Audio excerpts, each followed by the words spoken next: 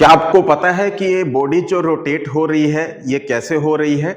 देखिए, इस बॉडी को रोटेशनल इफेक्ट में लगाने के लिए एक फोर्स लगाया जाता है। उस फोर्स को नाम दिया जाता है टॉर्क का।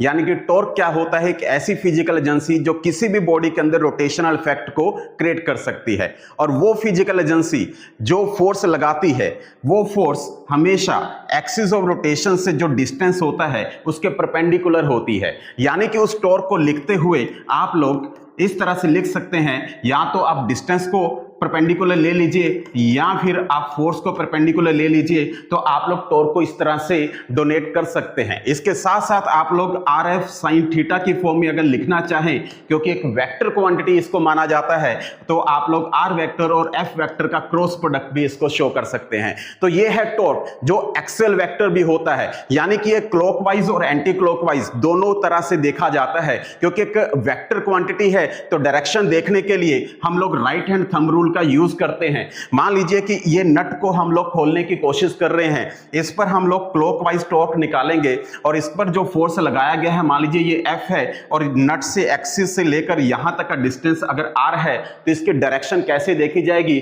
अपने राइट हैंड को लीजिए और R की डायरेक्शन में इसको मूव कीजिए, उसके बाद F की डायरेक्शन में कर्ल कीजिए, तो देखिए यहां पर जो थंब है वो इनवर्ड डायरेक्शन में आ रहा है। यानी कि यहां पर टॉर्क की डायरेक्शन इनवर्ड होगी। और अगर हम लोग इसको इस तरह से क्लॉकवाइज लेने की कोशिश करते, तो हम लोग जो फोर्स नीचे से लगाते तो इसकी डायरेक्शन कैसे देखी जाती? उस डायरेक्शन को देखिए, आर की डायरेक्शन में देखिए और उसके बाद इसको एफ की डायरेक्शन में कर्ल कीजिए, तो आपका थंब जो है वो आउटवर्ड आ रहा है। तो इस तरह से आप लोग टॉर्क की डायरेक्शन आउटवर्ड ले सकते हैं। तो ये तो था डायरेक्शन देखने का तरीका। तो ये है टॉर्क हमारा। Thank you very much, all the best.